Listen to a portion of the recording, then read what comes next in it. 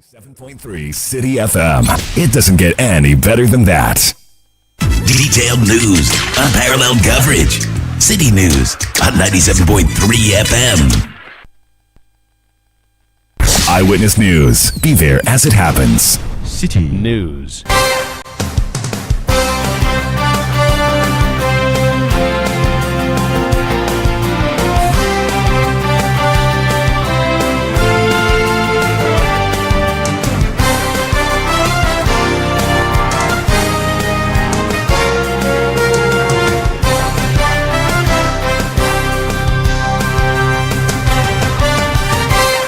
It's 17:30 GMT. This is Eyewitness News on 97.3 Citi FM. I am Umaru Sanda Amadou. Tonight, I'm here with Ejubi Biafe Akenti.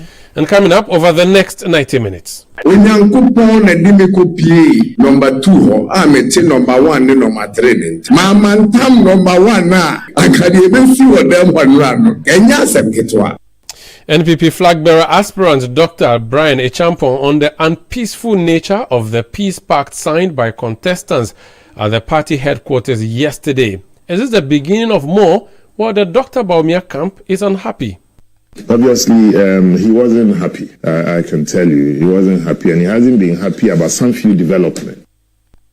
That's Samir Uku, who is a member of the Dr. Bawumia campaign team. We'll be hearing from him here on the show. Also, coming up, Driver and Vehicle Licensing Authority, DVLA, to roll out a new licensing regime for drivers which would expire on their birthdays. We have the CEO here on Eyewitness News. And later on Eyewitness News, police arrest 100 suspects over Akwati Health Center attack.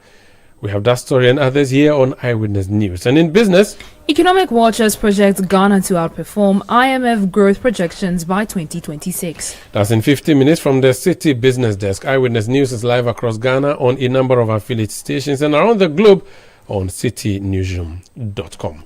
Let's start off with what happened at the NPP headquarters yesterday. 5 aspirants around the same table invited to sign a peace pact where they commit to accepting the results of the 31st January presidential primaries of the party. 24 hours on, Dr. Brian Echampong is saying to us that if he was not between Dr. Mahmoud Bawumia and Honorable Kenneth Japon at the sitting yesterday, well, what would have happened would have really happened, essentially suggesting things would have gone haywire. But while that is happening, we are told Dr. Bawumia himself is not happy with a lot of things. Let's speak to Samir Uku. He's member of parliament for Ekuapem North in the Eastern region, a member of the Dr. Mahmoud Bawumia campaign team. Honorable, you're welcome to Eyewitness News.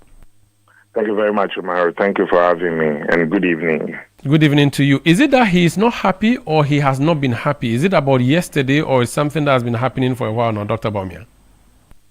Well, I think it's something that has been happening for a while now. And let me also state for the records that we totally reject the claims and assertions of Dr. Brian Echampong that if yesterday he was not seated in between His Excellency Dr. Bawumia and the Honorable Kennedy or Hinejap or something would have happened. It's not true. I mean, that's just an exaggeration. But it is fair. He said he had to try and calm one down, and as soon as he finished calming Kennedy Japon down, Dr. Bawumia also started his engine, and he had to calm him down too. I'm sure he was just trying to exaggerate the matter. That notwithstanding, the Dr. Bawumia's camp will have very serious concerns about some strange decisions of the Presidential Elections Committee. Okay, before you even go there, because you mentioned you responded to the Brian thing, I just wanted to probe a bit further. Yesterday, it looked like a very charged atmosphere, even though there were just 5 of them. Was it not? Are you suggesting that everything was okay in that room yesterday when... Well, I cannot speak for the others, but I can speak for Dr. Bawumia. For the others, they have their spokespersons, their assigns and agents, and they are responsible to speak for them. I can speak on behalf of the Bawumia side. And Dr. Bawumia was a happy man yesterday sitting in that room? Well, not too much of a happy man, because he believes some few decisions that have been taken in the past that he has complained about. And also, one of them, for instance, has to do with this proxy vote, where our people from the diaspora side, that's those external branches people, and Many of them have been disenfranchised by reasoning and decision of the Presidential Elections Committee, and that it's either you come down to vote or you are completely taken out of the process. We believe that is a very serious decision that we shouldn't have led for the Presidential Elections Committee to decide. It has serious implications on the future and fortunes of the party. Our external branches play a pivotal role in the organization and the structure of the party. That notwithstanding, hundreds of voters disenfranchised through that process, a party that we continue to believe that we chart in a digital course, we should have been able to put in place mechanisms for even those outside and eligible to vote to be able to cast a ballot in the decision-making process. Secondly, until yesterday, the future of over 59 TESCON campuses, tertiary campuses where we have leadership and representation, their fate hanged in a balance. He had to take the National Executive Committee yesterday to instruct the Presidential Elections Committee to review its decision. And thirdly, Dr. Bawumia also believes that it's become a punching bag and a direct attack and insult on his very person and personality by his colleague aspirants. And anytime he has complained to the Presidential Elections Committee or leadership who are supposed to take some step, he believes that it hasn't gone down too well. Whereas he's playing by the rules, it's clear that the goalpost has been opened for him to be attacked left, right, center. These and many other decisions you can clearly tell that he wasn't too happy with some of the things that had happened leading up to the signing of the pact. That notwithstanding, just a second, that notwithstanding, he was totally committed for the sake of the MPP, its future and our tradition. He decided that no, for the sake of our party, let's go commit ourselves once again to this peaceful process and this pact for the future of our party. But the man who chairs that committee, the very respected former member of parliament for Bekwai and his team, yes. Do you have a problem with the membership of the committee, or you have a problem with the work of the committee? No. We don't have to have a problem with the membership. We have a problem with some of the decisions taken. We don't necessarily need to have the members of the committee as friends.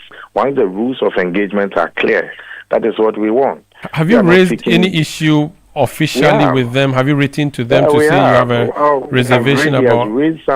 He has raised some informally because we know them, and the Presidential Elections Committee also meets from time to time. And any time that they meet, it's a committee of records, and our representatives also table some of these concerns of our candidate. That notwithstanding, we believe that after January 31st, Dr. Bawumia hopefully emerges as the candidate. We'll set out to try to correct some of the damage that has been done in the course of the process. Meanwhile, there are indications or thinkings that you are the establishment candidate, and so a lot of things are being done in your favor. It is interesting to hear that you have challenges. And that perception has gone on because we have not publicly communicated our own concerns, and that is why we are communicating our concerns, so that people will not think that we are happy with everything that has happened. No. And that is why we believe the Honorable Osei Mensah Bonsu yesterday also spoke similarly on another platform. But is it not too late to be complaining about the proxy, for instance? It's better to be safe than to say sorry. And that is why we are pointing out that some of these decisions have repercussions towards the future. That notwithstanding, we believe that we still go by the rules of engagement. We are confident, for next weekend. We are, that I can tell you. But that doesn't mean that decisions and actions, omissions and commissions cannot be commented upon. On the issue of the proxy, there will be a number of people who will not be able to vote as a result. Hundreds of them. And that could tilt the balance of the vote. Are you going to insist that they are added? And the issue of the TESCON too, the chairman has said that 58 will be joined.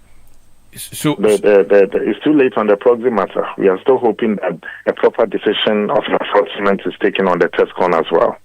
Is there a possibility? But the proxy is too late. Is it likely that your candidate may raise issue after the election about the We have raised the issues today. We are still confident of going through the polls. We do not believe that we want to raise these matters after but it's important that we make our voices known before the Saturday.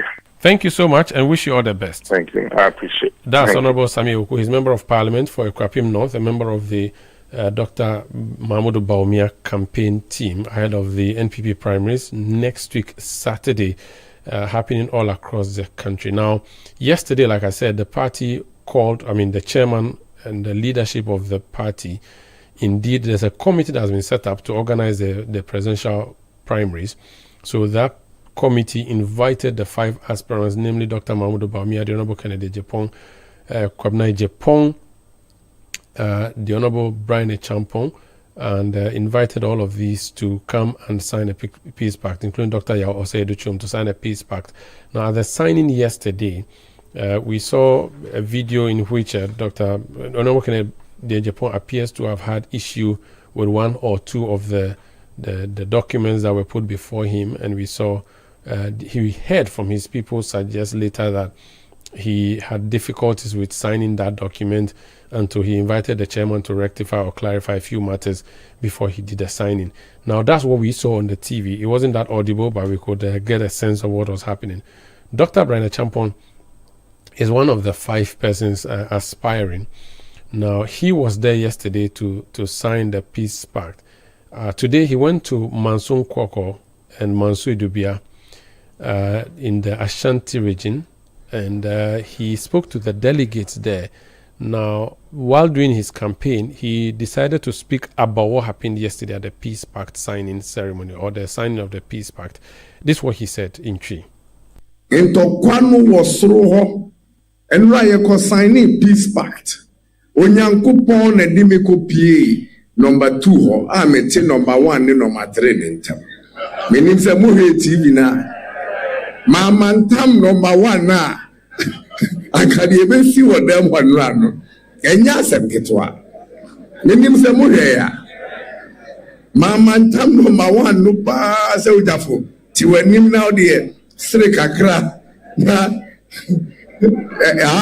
aha ne yeba be yen kabum na rewa aha nkabum na ha na shafi na wani ma odi be yen kabum ni enya asem ketwa.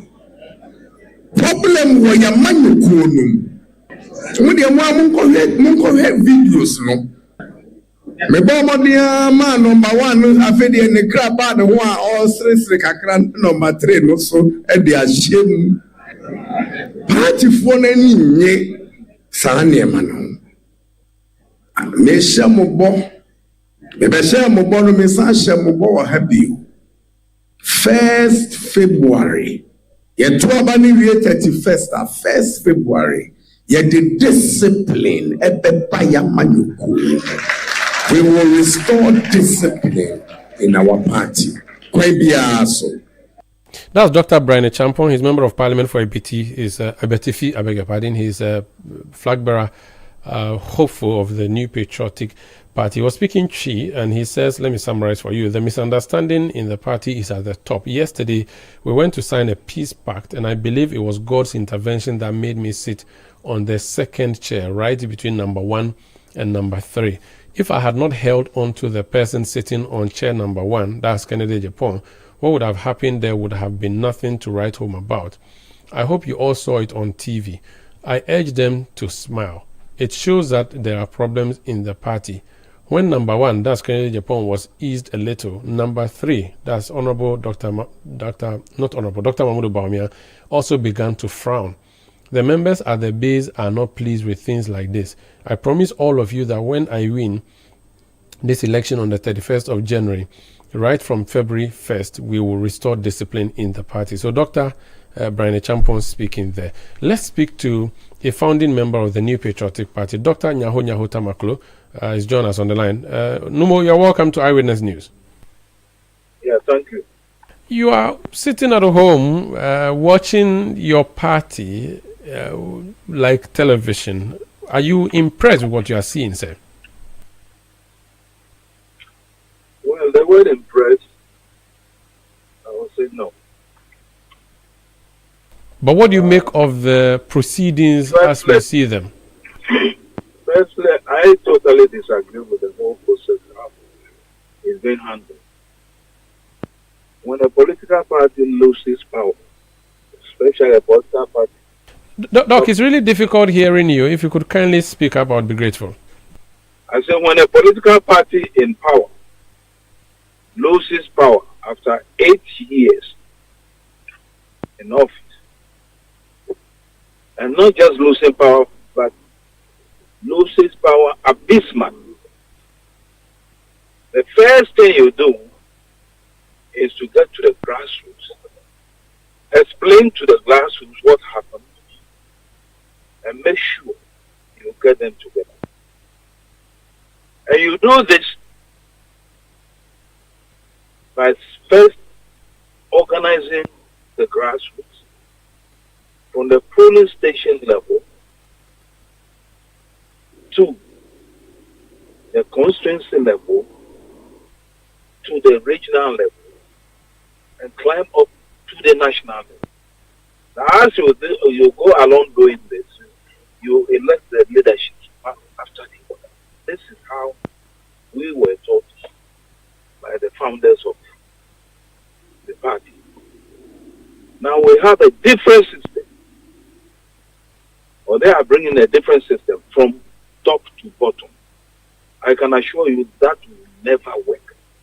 The problems some of us suspected it might bring to the party are what we are seeing now.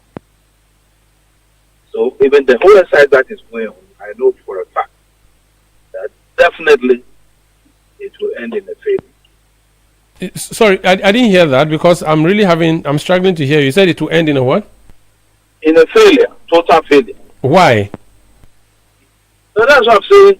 The process, or rather, not why, but what does total failure mean?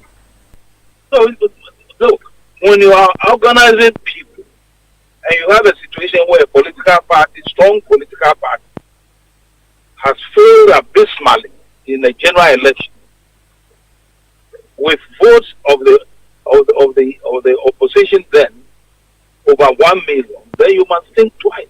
You must know that the problem is coming from the grassroots. The grassroots have refused to vote for you.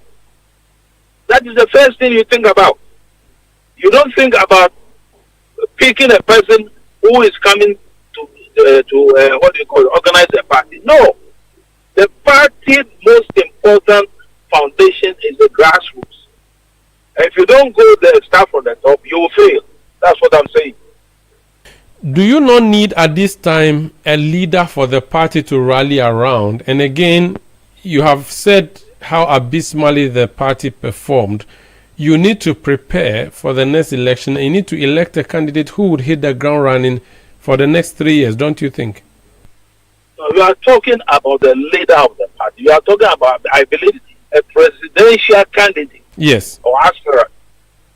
Now, the party, by its own historical process, has never gone through the way they are doing things now. We start from the grassroots. That is where our support base is.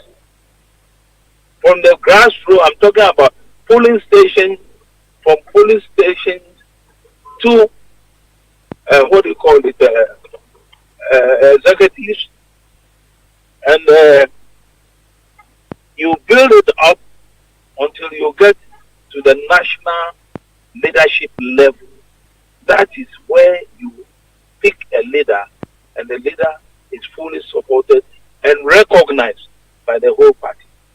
Not what we are doing now. What we are doing now, you pick the leader, and because the leader feels he is in power, you make sure that he gets people who will sing his voice.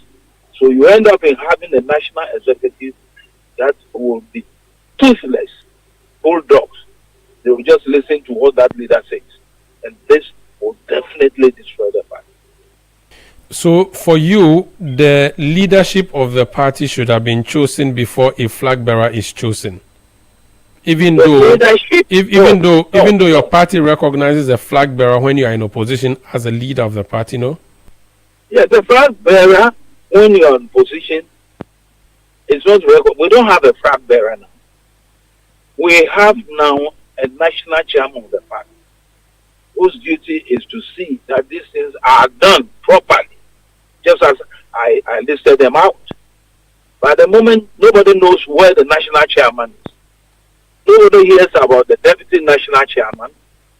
The party is entirely in the hands of its general secretary and its people. And you can't run a political party that way. It will never work. It will never work. We are here. We shall see what will happen. When you say if you have not organized the grassroots, where are the people who are going to vote for you or campaign for you? I mean, the grassroots, the first thing they should have done when we lost the elections was to meet the grassroots and explain to them what caused our abysmal defeat and how to go about it. That's the first thing they should have done. Yesterday, the peace pact, it's supposed to prevent your fear that this will end up in a failure. The candidates have come to sign that they commit to the process. Does that not, take away the fears you have? It's rather explain to me how dangerous the situation we find ourselves at the moment. Now, if you watch carefully, and I watch carefully, it appeared almost all the members or the contestants on the podium look jittery and worried, particularly Baumia. Baumia was not himself. I've known Baumia for years. He wasn't himself. I just spoke to Samuel Uku, who is a member of his campaign. He said Dr. Baumia was not happy with a number of things that the committee was doing, and that's why he looked the way he looked. He didn't look happy. There you are. There you are. So he's saying the same thing I'm saying now.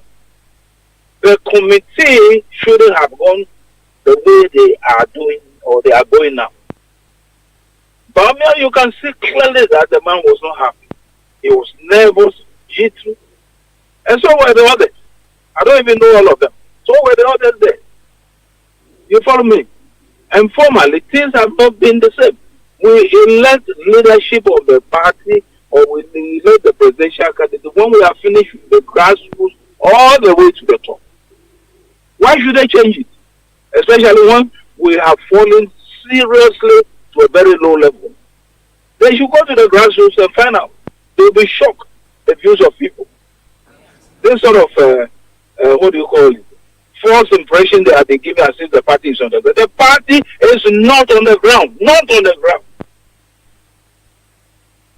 Is it not too late now to be talking about this? The election is just a week away. Well, mistakes are made, but they can always be reversed. They have more than 24 hours. They can change things if they want to. If they really love the party, this is the time for them to step back and do the right thing.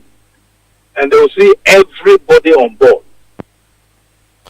Dr. Brian Champong says if he became flag bearer on 31st, the first duty from 1st February would be to restore discipline to the party. He holds a view that there's indiscipline. Now, the current party executive also believes that there's indiscipline, and that's why people like Professor Kwabena Frimpong Boateng, they are planning to expel from the party. Do you agree with this modus operandi where you crack the whip on people that you consider disrespectful of party structures and hierarchy? Look, if we have indiscipline in the party now, the party that was so disciplined years back during the era of B.J. Darocha, Peter Alajete, Aram Ponsan and all this, the party was disciplined, there was respect in the party. The discipline we had vanished under the leadership of Akufo-Addo. It is as simple as that. What the party members, and for that matter, the executives in particular, look for and do now is to look for money. Let's face it. They don't have interest in the rank and file. I'm telling you. They are looking for money. It wasn't so years back. You follow me? So they all buy their position with cash. And when you do this, you can rest assured that the party will not be close to power for years to come.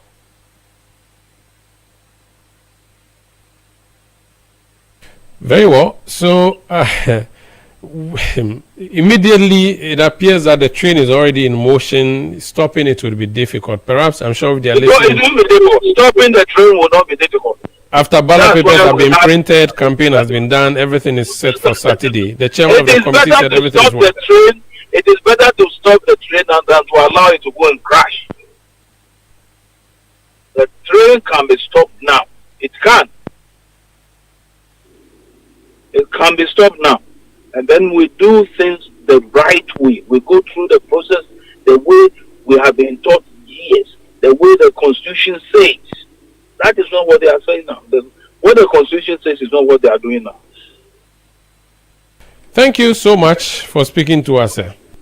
It's a pleasure. Thank you also. That's Dr. Nyaho Tabaklo. He's a founding member of the New Patriotic Party. The chairman of the NPP Presidential Election Committee is the Honorable Joe Osewusu. He spoke to us and said that all is set for January 31st. Listen to him. If a person opts out of the party, you can't force him in. All you do is to hope that those who are signing this agreement will be true to their words and will show honor by abiding by the words and the commitments in the peace accord. That's Joe Osewusu. He's chair of the NPP Presidential Election Committee. This is Eyewitness News on 97.3 Citi FM. Eyewitness News. Be there as it happens. Hey, is it my TV or my eyes? Why? If you say everything clear past my future. Charlie, it's not your eyes, it's the TCL C6K QD Mini LED TV. With QD Mini LED technology, you get deep blacks, bright highlights, and colors so real. See, even the referee's board head, they shine. Movies, football, gaming, every detail sharp like a new razor blade. If your old TV they show blare blare, Charlie, it's time to upgrade. Visit any Electroland Ghana shop for yours and enter the ongoing Achedia promo. TCL C6K QD Mini LED TV. TCL, inspire greatness. Oh, jump on now. Go. Ugomi, at what time when you come back where I don't hear the sound of your car? Why you buy new car? No, I not change my car. It be the same ride. It be the fuel way I change. Way one shouts it. Ever since I started using the all-new Excellium Premium Fuel, fortified with 3-in-1 action. Oh, Joe, now my car they run like electric car. No, it's so. This is the type of fuel where they want to. Because now engine they cost. Where they want for way if I buy it, it go protect my engine. And with the small way I buy, I'll go drive, sir. Absolutely. It's like strapping a turbocharger to your engine and giving it a protector. And what they bust my mind, Seth, be the 3-in-1 action, no? Excellium, they prevent up to 99% of deposit. It be anti-wear, some be anti-corrosion. Won't pay when I open them. Hey, so where can I find this magical fuel? Just head over to any Total Energy service station and your car will thank you. Hey, then make a finish my gobe fast, then rush go Total Energies. My friend, but why your hand my gobe inside? I give you info. Make a fill the gobe too small. Go. Joe Pana. Excellium is designed to protect your car engine, decrease fuel consumption, and lower CO2 emissions. Don't say fuel, say Excellium. Choose Excellium, choose quality. Let your voice be heard on Eyewitness News on Facebook at facebook.com/Citi97.3, Twitter at twitter.com/Citi973, and Instagram at instagram.com/Citi973 with the hashtag Eyewitness News.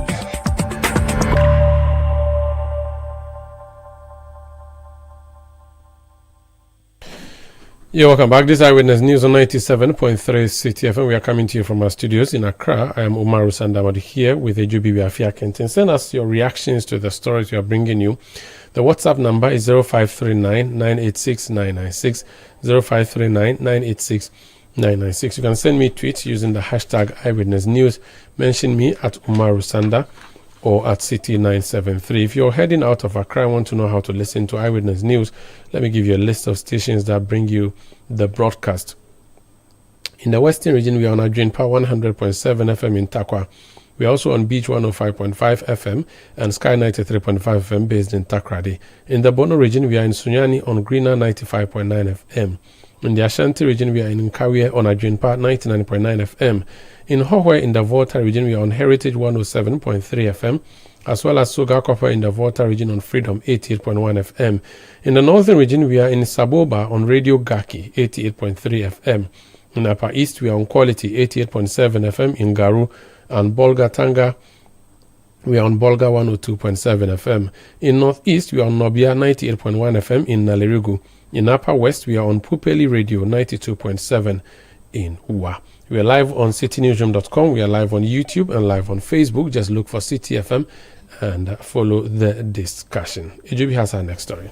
President John Dramani Mahama has reaffirmed the government's commitment to adequately resource the Ghana Armed Forces. He made this known at the 2025 Ghana Armed Forces West African Soldiers Social Activity, where he commissioned Phase 1 of a 2,000 units barracks project aimed at improving living conditions for service personnel. He also commissioned a fleet of vehicles to support the operations of the armed forces. Speaking at the event, the president noted that 2 forward operating bases in the northern part of the country have been completed, with budgetary allocations made for the completion of 4 additional bases. In collaboration with the Military High Command, the government is pursuing strategic initiatives, including the completion of forward operating bases across the length and breadth of this country. I'm happy to announce that 2 of these facilities in the northern part of the country are ready for commissioning.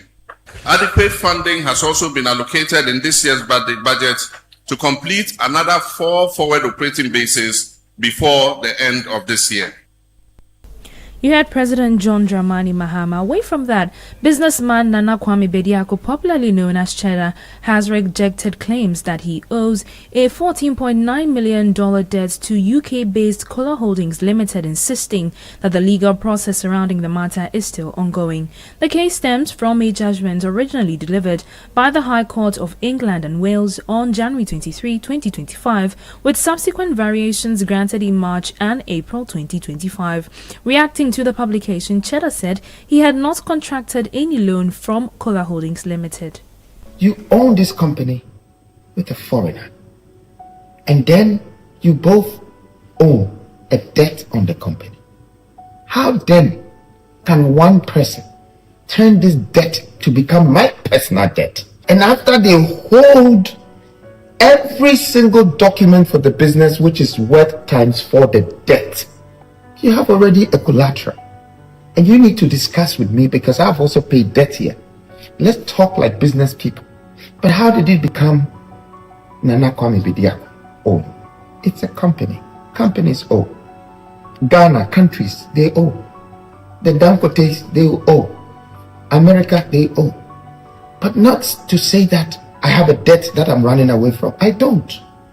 I have not been handed any money of such, and I have proof. And so you cannot own a company and then go and take a judgment against your own company without you telling them the truth that you're 50% owner of the company.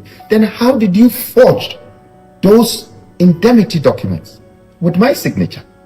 So it's like I have borrowed money from you. I haven't. You heard Ghanaian businessman Nana Kwame Bediako, popularly known as Cheddar. Now, the chief executive of the Driver and Vehicle Licensing Authority, DVLA, Julius Nikwe Kote, has announced that driver's licenses will now expire on the holder's birthday. Speaking at a press conference, Julius explained that the new system will send SMS reminders to drivers a week before their licenses and roadworthiness certificates are due for renewal. We also introduced the SMS notification, where now people are being informed on when their license expiration is due. Mind you, this year we are starting a project where license expiration will be conterminous to your date of birth. It will be conterminous to your date of birth. So your date of birth will be the day your license will be expiring. That is the new initiative we are bringing on board. That's Julius Nikwe Kote, popularly known as Logas, Chief Executive Officer of DVLA. Let's get more from him. Sir, you're welcome to Eyewitness News. Thank you, my brother. How are you doing? I'm well. I'm a bit confused. My date of birth is 2nd February. So what does it mean? My license will expire this next 2 weeks. Let me first of all greet our cherished listeners and let me say it's a very simple scenario.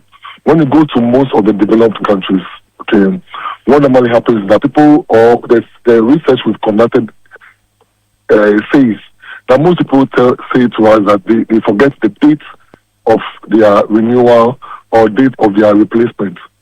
And one date that we know it is hardly possible or impossible for people to forget is their date of birth.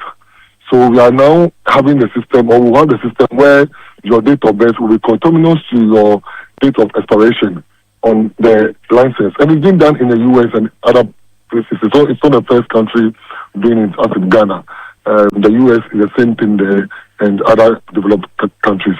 So it doesn't mean the exact date, but you know, assuming you are born on 29th May, you know that as of 29th May, if your age, you have to go and renew your license. On the 30th of May, you can go and do that. That is exactly what I'm saying. So you don't come and give us the excuse that you've forgotten when your license got expired. For the forgetting there, it is true. Me, I forget, so it's good. It's helpful. But instead of using my date of birth, why don't you send me an SMS alert a week ahead or a month ahead to say to me that, hey, your license expires in a month, go and renew. That would be more helpful than my date of birth, where maybe I don't even celebrate birthdays, so I don't remember or I don't even know it. Okay, thank you very much. You can remember last year around August, we started a project where when your license is coming to an end, like the expiration date is coming closer, we give 3 text messages. We give a month before, we give 2 weeks, and we give on the date of expiration. And people still tell us that upon the 3 text messages we give, they still forget. But I'm not sure anyone maybe will say that he's forgotten his or her date of birth. Even if you've forgotten social media handles, a lot of friends will remind you. So we are just saying that, okay, after all piloting the text messaging system, which people still tell us that, yes, they got a message, but they still forgot. I mean, let's try this one too, so that it will be a system where on your birthday, you know you are supposed to go and renew your license. Okay. When is it supposed to take effect from? We were supposed to start with number plate, the new number plate we're bringing. By now, the number plate has gone through 8 days of maturity in Parliament, awaiting 13 days to add. And Parliament has made us aware that they are coming back on the 3rd of February. So, one may say, maybe 2nd quarter of the year, we can start this project. Okay, I'm not getting the connection between the number plate and the license expiration thing. It's a reset of system. It's a reset of system. That is why, and you know, we are doing the third phase of system resetting at DVLA. The first phase has been done, onboarding has been done, and the third phase comes with instant issuance of license, the license new number plate changing, and then a kiosk for renewal of license. So it's a project which we are looking at starting at the first quarter. Okay, so this issue we are going to sign all these projects onto the digital system, which will start on the second quarter, beginning of the second quarter. Okay, so now if my license were to expire in October this year or in July this year, and you roll this thing out, I should start. I should go and renew my license if my date of birth is 2nd So February. what happens is that license renewal is being done every 2 years. Yes. License renewal is being done every 2 years. License replacement is being done every 6 years. So if you are even born in January, next year January you are not going to renew because it will be 1 year, and then 2028 it will 2 years. January you will go and do it. So this will only start after my license has expired. It starts after your license, because that's the only time we will set the system to match your date of birth. Okay, so the fact that you are rolling out, the fact that you are rolling out second quarter does not mean every license holder has to now go. No. It will start taking effect in 2 years' time, because every license in this country, the renewal date is 2 years, every 2 years. So even if I do it this year, the effect will be felt in the next 2 years. Okay. Now, how about the renewal after it starts working with the date of birth? Would it still be 2 years, so that I know that this my birthday, I'll do license. Next birthday, I'll not do license. It will still be 2 years. Okay. So the 2 years is a standard practice everywhere. The ISO standard. Okay. Now, on the number plate, you say that when should we start? Because you said you're going to introduce number plates that have regions written on them and all that beautiful design you did. Yes. You said that will start when? The number plate, like I said earlier, the days of maturity in Parliament is 21 days, as you know. So you have laid your LI? Yes, we've laid our LI. We've had 8 days in Parliament. We are left with 13 days. Okay, so when Parliament resumes, then it will resumes. Exactly. Okay, so it automatically becomes law, and then you will start issuing people with that kind of number plate. That's what it means. Exactly. And that is why 2026 you have not yet issued the new number. You are still issuing the old number plates. Yes, that's why we are still issuing the old number plates. So if this LI matures, automatically every vehicle that has already been registered would have to come for the registration to be done again. I think we did a publication on that. The thing is not about re-registering, it's about changing of plates. We are not re-registering the car again. So, but I'm saying that if I already registered, say January, because I bought a new car and I want 2026, I have to, if you bring this new law, I have to still bring so that I change the number plate for me. So, in December last year, we gave the option that people can decide to wait or can still decide to register their cars. And we give a section to the DV plates. Now, as I speak with you now, the DV plates are coming on at the end of this month. So people can, by the end of this month, the garages can go for their plates. So we give a section, and we advise that it is not a must, but if you go in for the old number plates, if the new one comes, you still be compelled within 2 years to change to the new one. Which means then that if I have a new vehicle which has DV plate, I can choose not to register it until you roll out this your program. Exactly. And the police will not harass me and say, why are you driving a DV car? No, so we are bringing new DV plates out. We gave a grace period of 1 month. We are bringing new DV plates out at the end of this month. Which would allow me to drive without being harassed for not having an unregistered car. Exactly. Okay. I have also announced publicly that I have seen you doing 24-hour at your Adenta office. Since the year changed, which other offices have you been doing 24 hours, and how has our 24-hour service been for you? So Adenta so far has been very fantastic. We do 24 hours from Monday to Friday, Saturday and Sundays. We do up to 5 p.m. Sorry, and we are now adding every regional office to it. We have regional and district offices. We are beginning with the regional offices. Now, the regional offices, we are doing extended hours first. Then we'll have a report on it before we roll out to the full 24-hour service.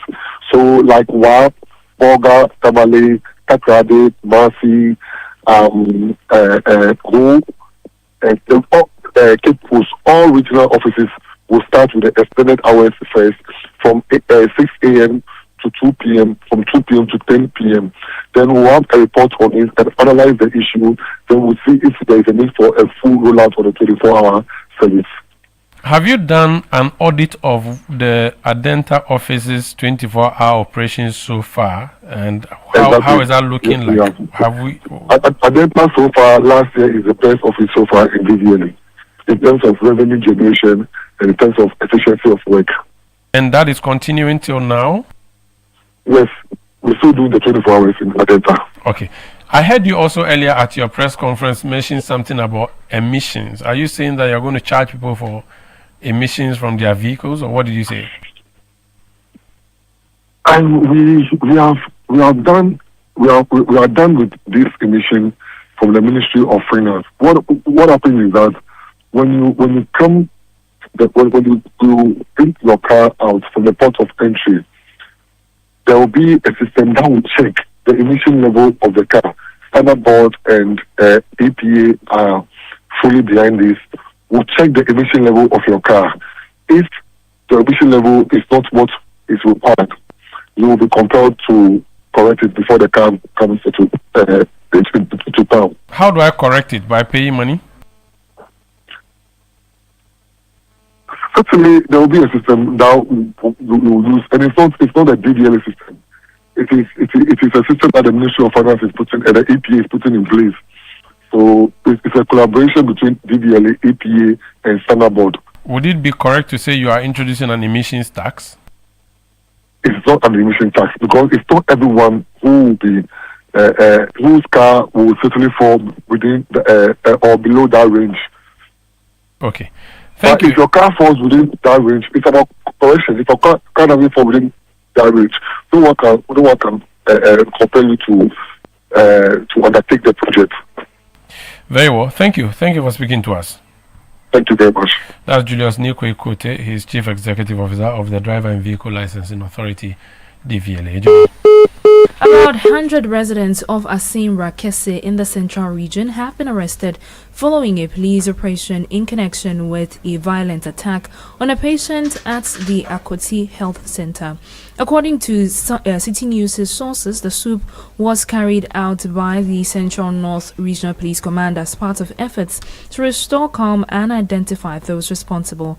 Police say investigations are ongoing and only suspects directly linked to the incident will be prosecuted.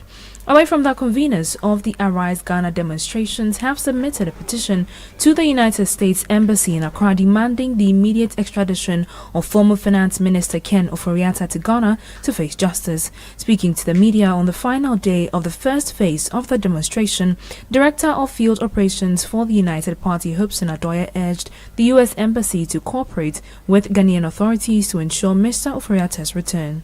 Nobody should think that we are wasting our time. We are not at all. Look at the whole Ghana Police Service. Look at the number of personnel here. Protecting, trying to make sure there is law and order. Had it not been Ken Ofori-Atta, would they be here? Had it not been Ken Ofori-Atta, would I be here? Would you be here? So it is going to yield a positive result. So let us pray that the American Embassy already they've received the extradition petition from Attorney General through the Minister of Foreign Affairs. They have forwarded it long ago. This one is just for them to know that what they are saying that he's not safe and other things. People, the authorities in America should know that no, this is the masses' demand. It's not anything that just a political persecution or something like that. No, the masses are demanding that Ken Ofori-Atta should come home and answer questions. You heard Director of Field Operations for the United Party, Hobson Adoye. Meanwhile, one of the protesters, Bernard Mona, says the protest has been suspended as they await a response to the petition submitted to the U.S. Embassy. But that detention facility is not a medical facility, neither is it a hospital. And therefore, if Ken can be in that detention facility, he can come to Ghana. And I would be one of the people to demonstrate that once he has returned to Ghana, they should grant him bail. He will be at home and they are condemned to whatever allegations. I will stand firm against the state of Ghana if they want to seek him as any ordinary says. It's a very significant figure in the management of our economy for almost 8 years, and they should be accorded that respect. In short, we have suspended our ticketing for at least 1 week to allow the United States of America, the embassy and its government to respond to us. If the response is favorable, we cease to come here. But if it's unfavorable, we'll return and possibly in a grandstand. Bernard Mona is the leader of pressure group Arise Ghana. Eyewitness News. Be there as it happens.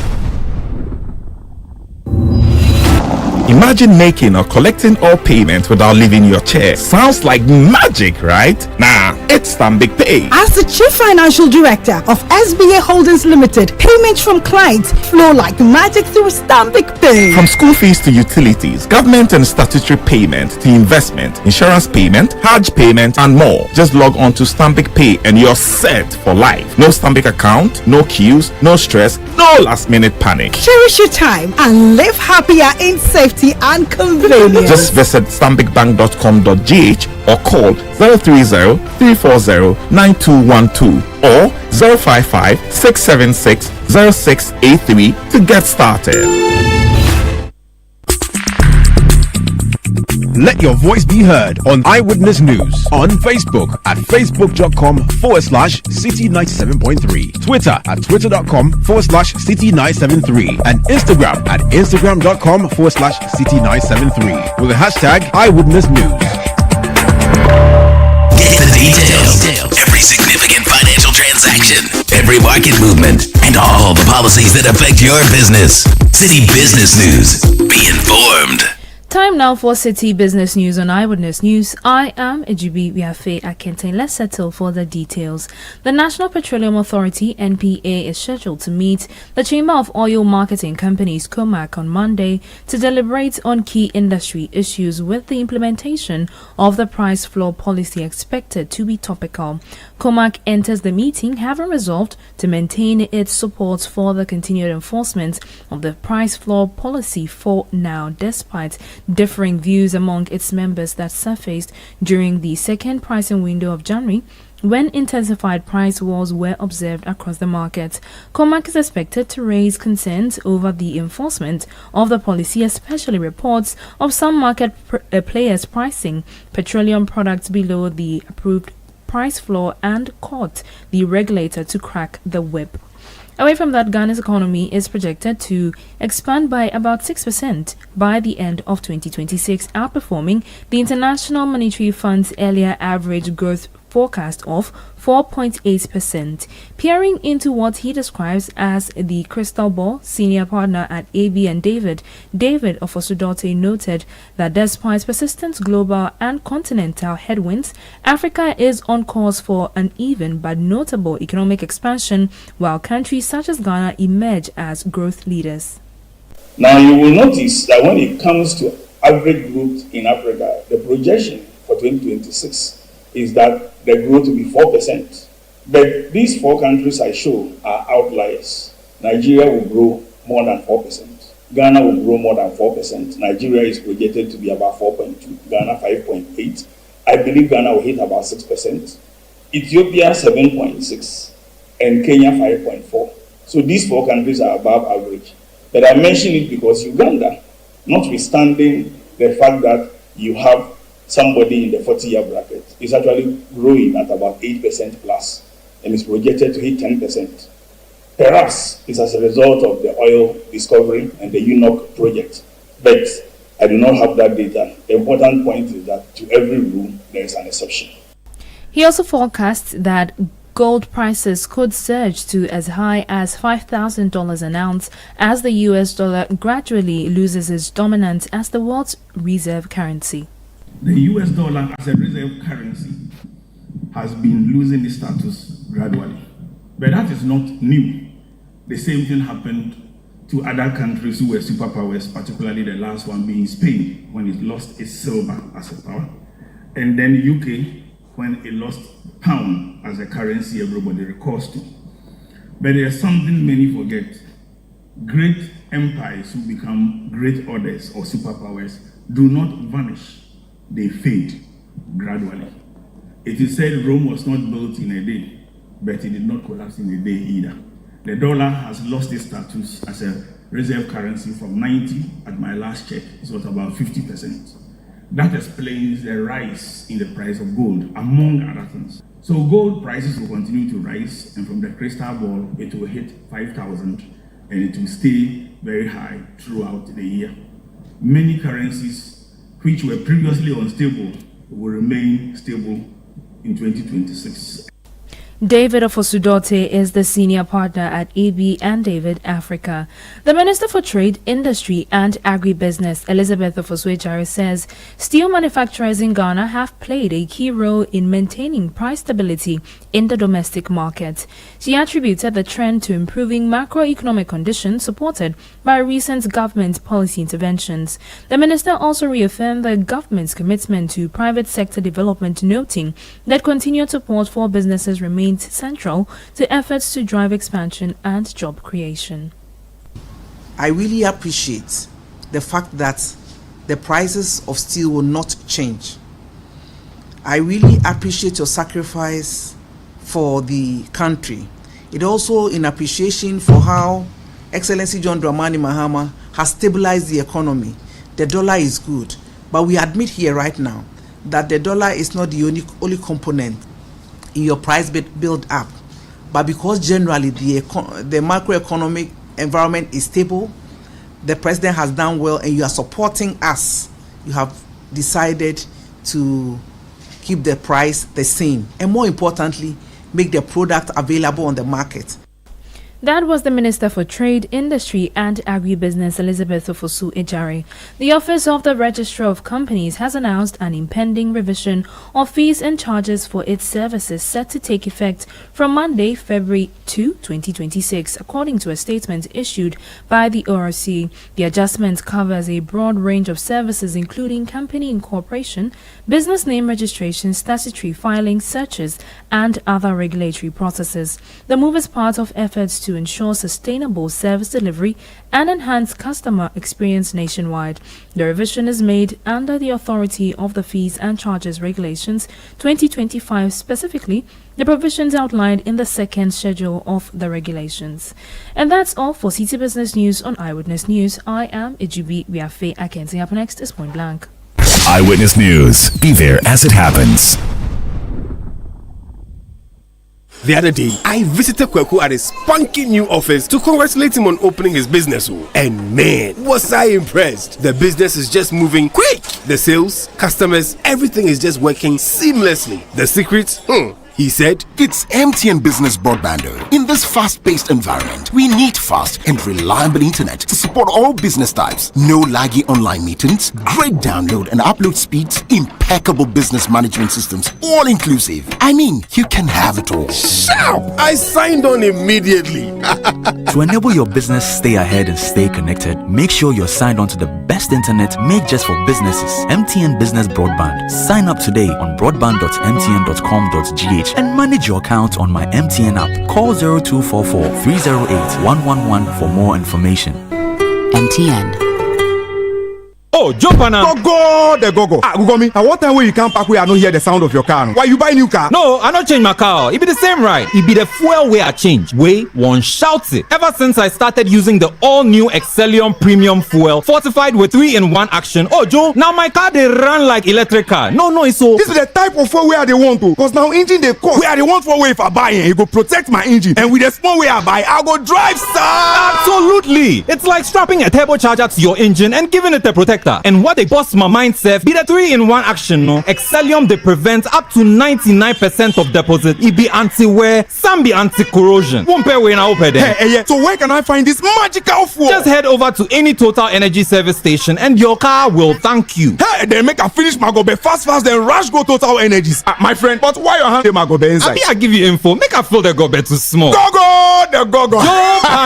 Excellium is designed to protect your car engine, decrease fuel consumption, and lower CO2 emissions. Don't say fuel, say Excellium. Choose Excellium, choose quality.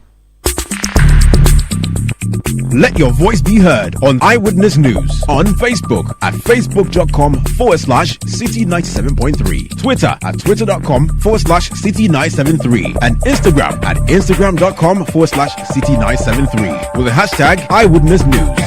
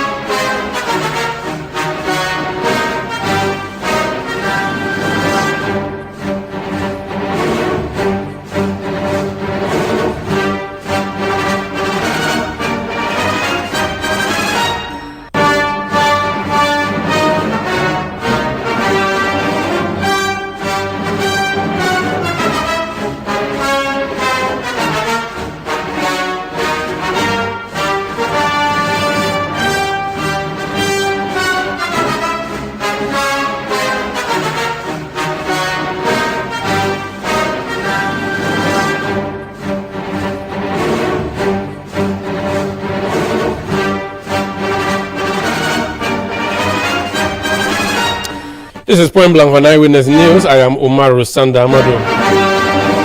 Every year, one of the things I look forward to is a road trip that we organize here at Citi FM and Channel 1 Television, the Heritage Caravan. 8 days across the country, 14 regions, on buses, and showing Ghanaians some kind of experience that they would never have if they went alone. Now, talking about that experience, imagine experiencing this across the continent of Africa. Yeah, not in 8 days, but in over 100 days. I have before me a very short, bald-headed man.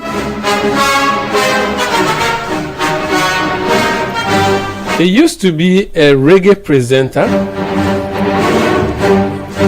He's a bald-headed Rasta man. It is because of him that they sang that song. You don't have feed to be Rasta.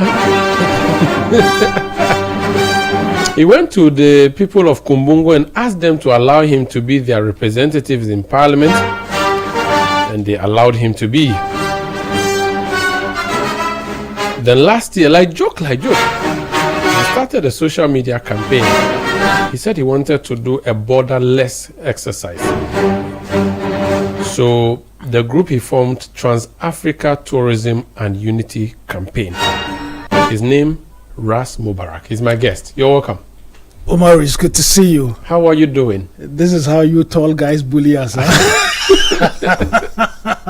now you're gonna make me start behaving like Hastings Kamuzu Banda. Oh, okay. You know, he used to add an inch or two to the sole of his shoes just to appear taller. Oh, he's that short. Very short. Oh my God! And you people, your short people, those who are in leadership have not helped matters. But so right now, you know, a couple of short people have been president. Really? Okay. So, but you see how it ended. So you can keep your long legs. Ras Mubarak. How many days? 160 days around Africa by road. How many countries? 31. That's crazy. Well, as crazy as it sounds, it has been done. It was Nelson Mandela who said that it always seems impossible until it's done. And when we said we were going to embark on this journey, people thought we were crazy. Some thought we were going to get kidnapped along the way because of the narrative that Africa is not safe. But, dangerous. You know, this journey has proven that indeed Africa is safe, and indeed you could travel around Africa. I mean, no country is perfect, Umaru. And in the West, in London, your phone can get snatched. In Sweden, one of the countries in Europe that experiences a lot of gun violence. You know, so what we need to do as Africans is to change the narrative. You know, and to highlight or harp on the positives. And indeed, there are a lot of positives in Africa. I heard you on the BBC Focus on Africa. Somewhere in the, I don't know if you were in East Africa or was that, I was in Nairobi, Kenya. So you're speaking from Nairobi? I was speaking from the East Africa studios, yes. I heard you on Focus on Africa. I'm like, hey, this guy, he's still traveling around this continent. I mean, my friend Umaru Fofana in Sierra Leone always laments about travel within Africa, and he does it by air, not by road. He tells me how he wants to leave Sierra Leone, Freetown, Sierra Leone, to say Ethiopia, and he may have to go to Europe before coming back because of the way the flights are arranged. You decided to go by road. First of all, why? We decided to go by road, one, to experience the challenges that are inherent in road travels. And indeed, we saw some genuine challenges. I mean, it was tough, but this journey was necessary, you know, so that we could see what needs to be done, what reports need to be presented to heads of government and the African Union. And indeed, we went through the storms, through dusty roads, you know, through rains, through beautiful roads. As a matter of fact, one of the beautiful roads we traveled on are the roads in Cotonou. And the roads, you know, I went to Cotonou. In Bata. I went to Ouida in 2002, 2003. Oh my goodness, it's it way was better. Very smooth at the time. It's way better now. And one of the reasons why it's way better now, because they want to make it the tourism hub of Africa. Okay. You know, Benin. Benin. And so they are deliberately. You see, the thing with tourism is that you've got to be deliberate about it. You've got to be intentional about it. And Benin is getting it right. Countries such as Equatorial Guinea are getting it right. Namibia is getting it right. Rwanda is getting it right. And so if we want to access the trillions of dollars that are within the tourism space, then we've got to be deliberate about our roads. So the Muhammad big push is not just, and it's not just the roads, but also the beautification, and the maintenance of these routes. And the objective of the campaign, is to push for a visa-free travel across Africa by the year 2030. And the reason we are, pushing to accelerate it to 2030 is that Africa has got a very huge youthful population. And a lot of these young people are seeking and looking for opportunities, and so you can't lock your countries and make it difficult for other Africans to access it. We have been through some harrowing experiences. It took us 3 months to get visas to Botswana. Wow. Can you imagine? So wait, how many, you kept saying how many were you? We're 8 in a convoy of 2 vehicles, 7 gentlemen and 1 lady. One lady? One lady. Wow. Dr. Rejoice Foley, who, traveled by road all the way to Namibia and had to fly back due to family reasons. Wow. So who are the other members? Mention them. Let's acknowledge all of them. Johnny Kwesi. So there are 3 Kwesis in the team. Myself, a Kwesi. Oh, you're also a Kwesi? Okay. Johnny Osue Chow, Kwesi Osue Chow, Eric Kwesi Japon, Faris Salman, Dr. Rejoice, Kofi Blay Francis, and Bash. How did you assemble these people? Pan-Africanist, people of like-mindedness who. So when you passionate. put the thing on social media, they agreed that we want to reach out. Some of them, reached out. Dr. Kwesi, Johnny reached out to me and said, "Look, I've been wanting to do a travel across Africa. If you're doing this, I'm also bringing my car." So I used my personal car. He used your own V8. Yes. And he used his V8. He used his Prado. So one Toyota, one Prado, one V8. That's what you toured the continent with. Yes. We left Accra, drove to Togo. Which day did you leave Accra? 18th August last year. Spent Christmas on the road. Spent New Year on the road. 18th August and came back when? Returned yesterday in the morning. So from Accra, which way did you go? Let's list the countries. So Accra, Togo, then to Cotonou in Benin, then we drove to Lagos and then Abuja, and had to drive to Calabar in the east to access. Calabar. Oh, it's beautiful. Cross River State. And I've been telling my Nigerian friends that stop fighting Ghana over jollof and start promoting Cross River State. Such a Calabar. beautiful, It's beautiful green. city. It's intentional. I ate some nice eba and afang soup over there. The attempt to beautify Calabar is intentional. Beautiful place. And then we drove to Cameroon. Paul Biya's Cameroon. Paul Biya's Cameroon. We got there when he was about a month or so to elections, and it was frustrating in Cameroon because we had picked up visas on arrival because they don't have an embassy here, and they said we had picked up e-visas, and they said they didn't accept e-visas at the land border because they don't have the machines to access, the barcodes. Oh my God. Which meant we had to drive 10 hours round trip back to Calabar just to get Nigeria. We had to drive back into Nigeria. Took us 10 hours just to get visas into our passport. 5 days visas. Wow. Before you can enter Cameroon. Before we could enter Cameroon. And it took us 3 days to get to the capital because of one roadblock after the other. By the time we got to the capital, our visas was almost expiring. And we had to leave. It was a Sunday. They said they wouldn't let us leave, cross the border because they don't work on a Sunday. Now that is a reality, the challenge. So this is what you were trying to fix, and you were seeing it there in your face. And we're seeing it. It was right in our faces. So that would be the first major hurdle. The first major hurdle was in Benin. Even though it's ECOWAS? Even though it's ECOWAS, we got to the border, everything check. But they said, I think they wanted some local fuel. I said, this is ECOWAS. I'm not going to pay anything. It had for the vehicles or for the people? Vehicles and people, you're not paying, you're not moving. Wow. Yeah, we had everything in place. Our international driver's licenses, insurance, laissez-passer. Eventually, we had to. No, because I wasn't gonna bribe my way into a West African state. It took the intervention of our embassy staff in Cotonou, who drove to the border to rescue us. Wow. Yeah. And there was a language barrier too, because Benin speaks. I mean, some of the members of my delegation speak French. Okay. Johnny speaks French. Okay. Francis speaks French. Okay.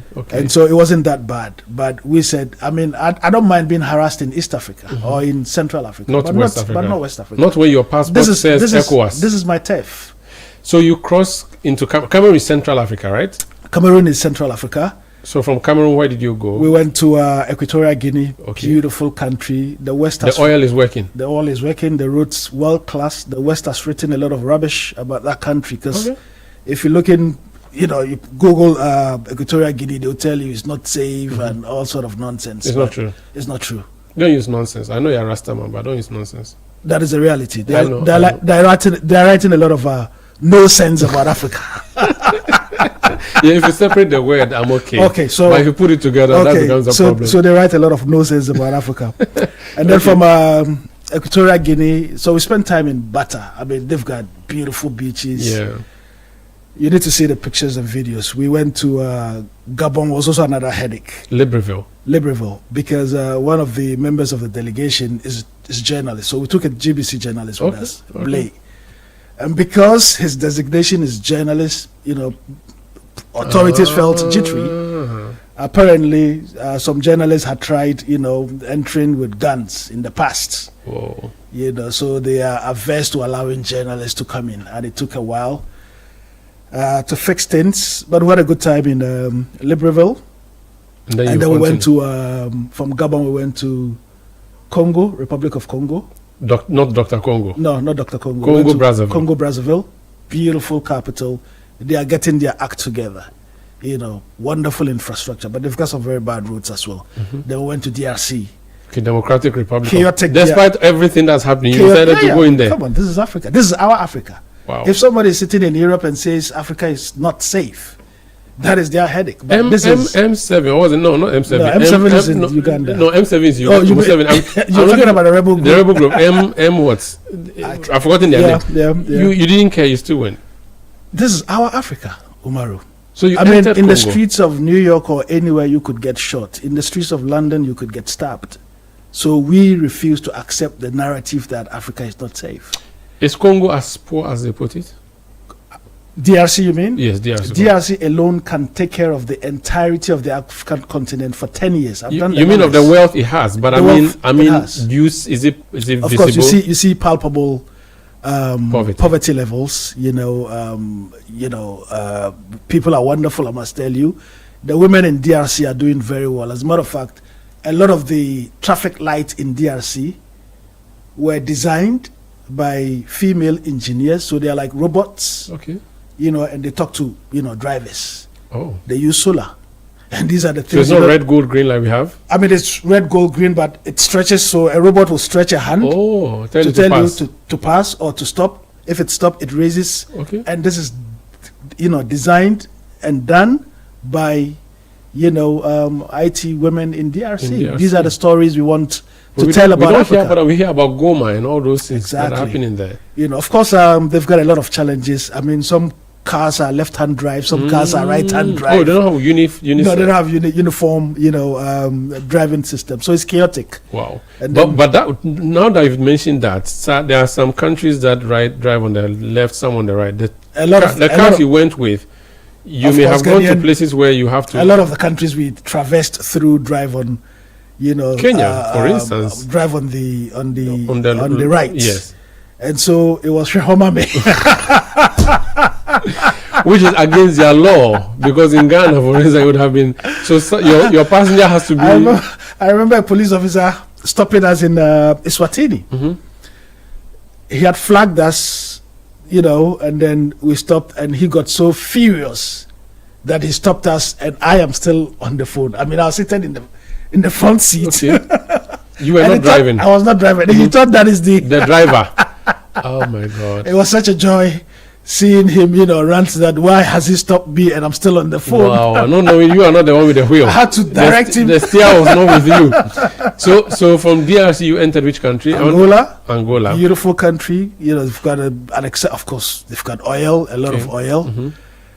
It's a country that has been through trauma as well, but they are getting their act together. Beautiful, capital. Luanda. It's the second country, with the cheapest oil in Africa after Libya. Okay. If you were to pick a taxi from, say, Tesano to, Adabraka, and it's 10 cities.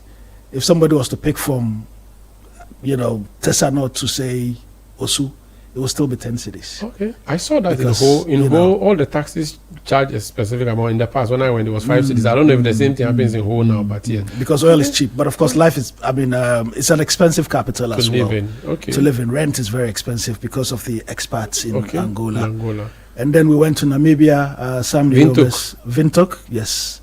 Sam Nyomes, Namibia. So in Equatorial Guinea, we ate, pythons.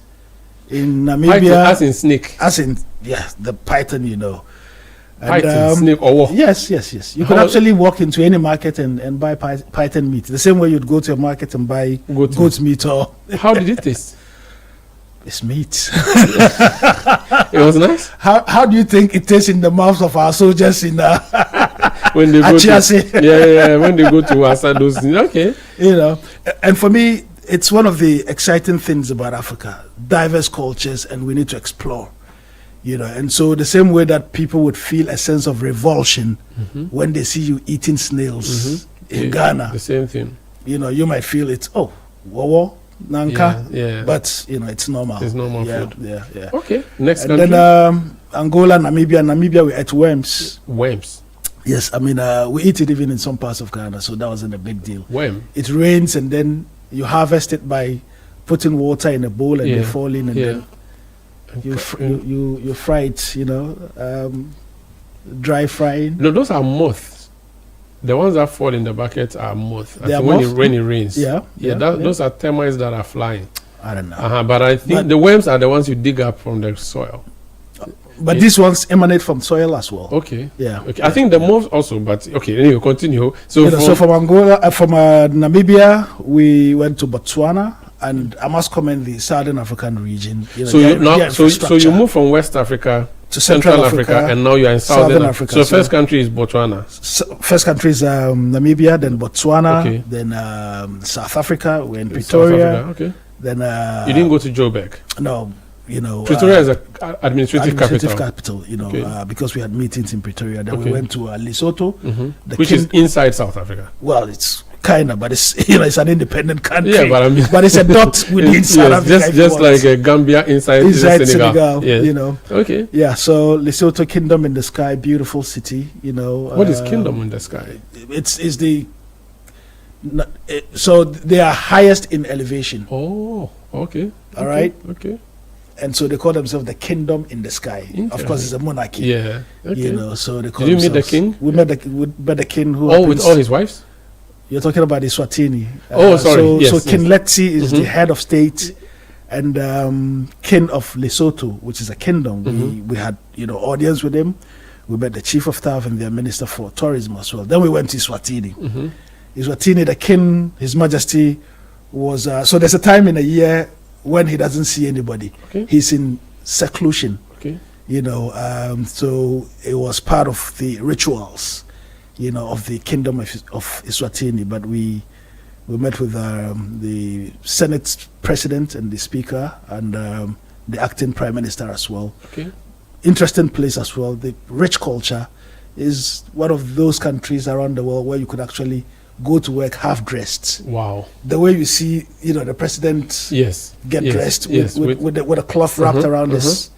It's a normal dressing. It's a normal working dress, For both ladies and gentlemen? For gentlemen. For gentlemen. Because Yes. I don't know if it was both for ladies and obsessed. Oh, I mean, I just wanted to be sure whether We wanted to know so that I would possibly also go and see things for myself and believe that it is true. Nobody could go and experience the culture. No, since you said gentlemen, I mean, there are times in the year where they've got festivals where The women are, please let me know. You know, dancing. Please let me know when that is. Send it to me privately. So by this time, you have reached the southernmost part of the continent and you started climbing back up. Yes. So where did you, when you exited South Africa? Mozambique. Okay. Beautiful city, Maputo. If you want some of the best seafood in Africa, Maputo. On the coast. On the coast. And then from Maputo, we went to Robert Mugabe, Zimbabwe. Interesting. How did it feel getting to? Was that your first time in Zimbabwe? It was my first time in Zimbabwe. Every story you've heard about Zimbabwe also no sense. Well, so with Zimbabwe, for instance, they're doing well for themselves. I mean, you get to the land border, and you can even have Wi-Fi. And for me, that is significant for young African travelers, because you may want to go somewhere and you need to reach out to, you know, a loved one, and you don't have internet connection or something like that. But Zimbabwe, don't forget, was voted as the most tourist-friendly country in the world just last year by Forbes. It tells you that they are getting their act together. When I went to Kigali in 2012, there was free Wi-Fi in the capital. Is the same thing happening in Harare? Well, not in Harare, but at strategic places. Okay. All right. And as soon as we crossed the border in Zimbabwe, we got lost in a game reserve. How? It's a forest country. So from where we entered, it's a big game reserve, all right, and we had underestimated the time it would take us to get to Harare, and it was dark in the night. In a game reserve, no internet connection. Once you enter the game park, you lose internet connection, and this is one of the most exotic game parks in Africa. Wow, where people fly in with helicopters. And all they want to come and do is to have private fun time. They don't care about the world and the internet, etc. Out of civilization. You know, the royalty, everybody, you know, they come there, have a good time.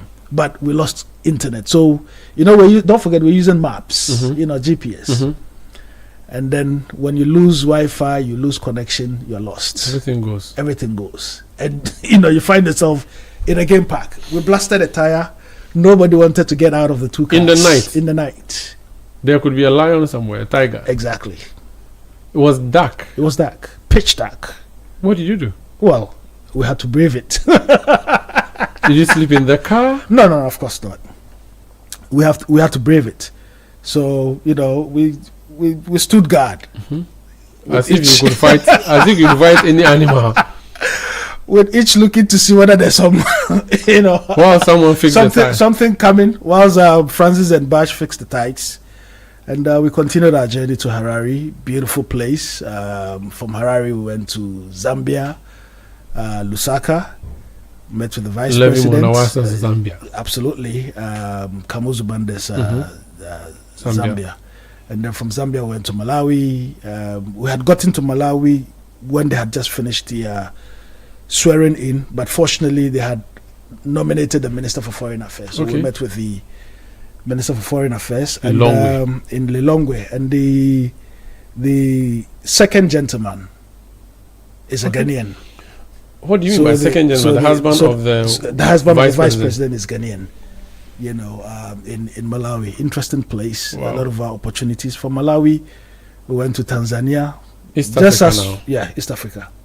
We got to the border and they locked down. Why? Election-related violence. Oh, our woman. So we were locked out of, you know, Tanzania for a whole week. You were there when they did the election? No, we had gotten to the border on the day of the election. Okay, so you couldn't enter? We couldn't enter because they closed the border, I think, in the afternoon around 12. We got there around 3. And what then, did you do? Spend the whole week? Spend a whole week in a village in Malawi. Wow. You know, had a good time actually. Oh, wow. Had a really, really good time. You couldn't cross into. So it was only after the election that the border opened that you It was only after the election that the border opened. And then from Malawi, we drove to Tanzania. From Tanzania, we drove to Rwanda. Okay, Rwanda first. And then Uganda, we met with Excellency. There's something I saw in East Africa, Ras. When they charge at tourist centers, they charge differently for East Africans and then charge differently for foreign. So everybody else is a foreigner. East Africa, they see it as one. Yes. So if you are from Tanzania, you go to Kenya, you pay the same rate. But and the M-Pesa thing works a lot for them. It does. They've got interoperability in East Africa, and it's the one thing that we need to work out. Tourism is great. Well, because they are deliberate about it. Nairobi, in the capital, the forest they have there. Deliberate about it, and I think all countries in Africa have unique selling propositions. They are all unique in their own ways. Everybody should take advantage, and everybody should take an advantage of the $trillion tourism markets. So when you're coming back upwards, did you go through the troubled Sudans? No. So from Tanzania, Rwanda, Uganda, Kenya. And then on our way to Ethiopia, the Marburg virus broke out, which is as deadly as Ebola. Okay.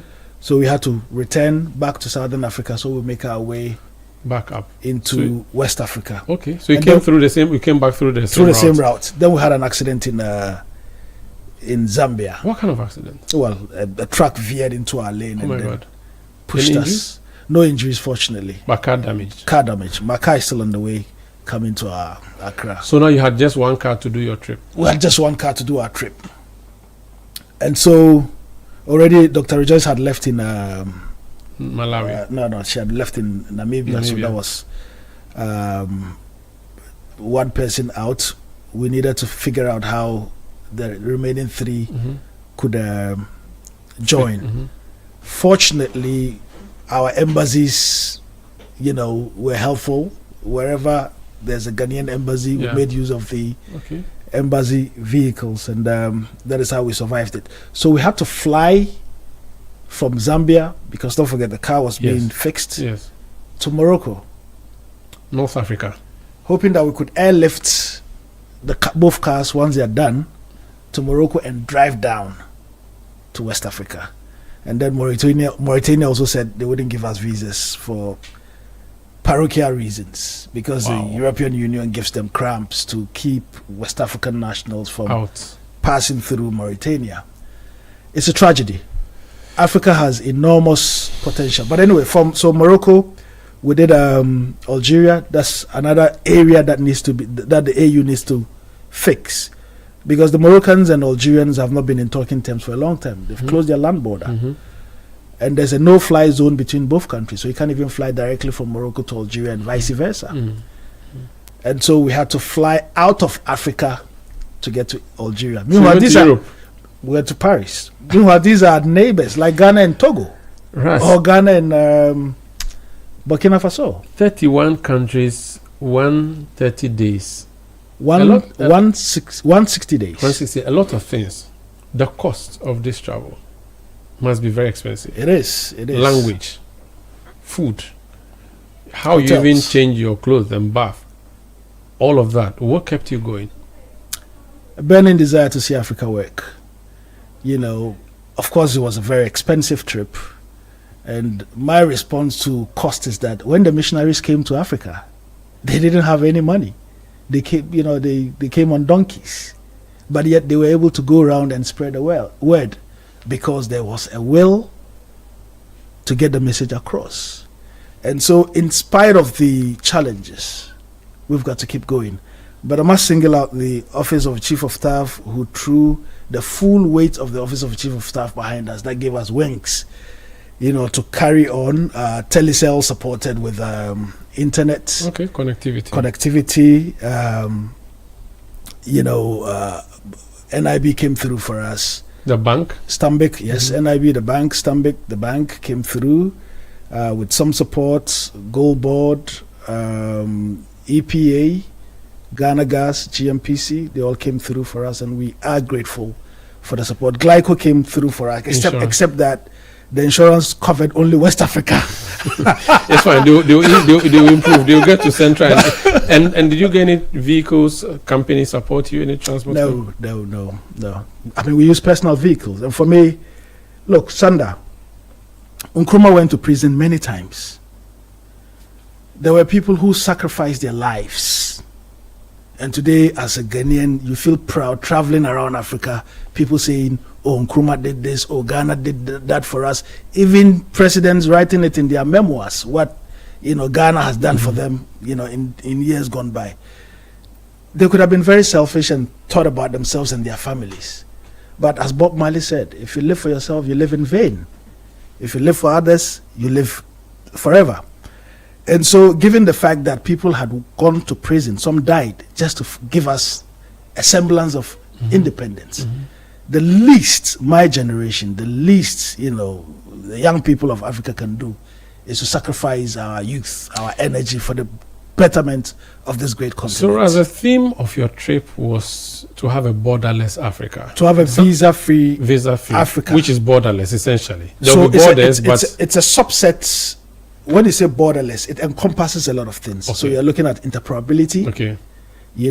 So deal with visa first. So we are dealing with visa first because it's the easiest. In one of his speeches talked about Africa being one country where the capital will be in Libreville, which is in the middle, and all of those things. So this is what you are seeking to champion. We're seeking to champion an Africa where you wouldn't be asked to get a visa to go to Namibia or Zambia.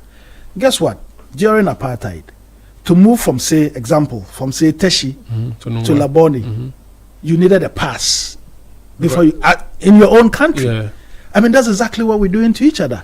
In our own Africa, we are being harassed to acquire visas before we can get to other African countries, and I think it's completely ungodly. And you have seen it now. Would you say that you have raised and created enough awareness, or there's a lot more work to be done? There's a lot of work to be done. The message has gone down well. The African Development Bank reached out to us when we were in Abidjan. Okay. We had very fantastic, meetings, and there's potential for partnership with the African Development Bank to do some other things. So the message is gone down well. Time is gone, but would you do this again? I mean, Africa has 54 countries. You've done 31. We've done 31.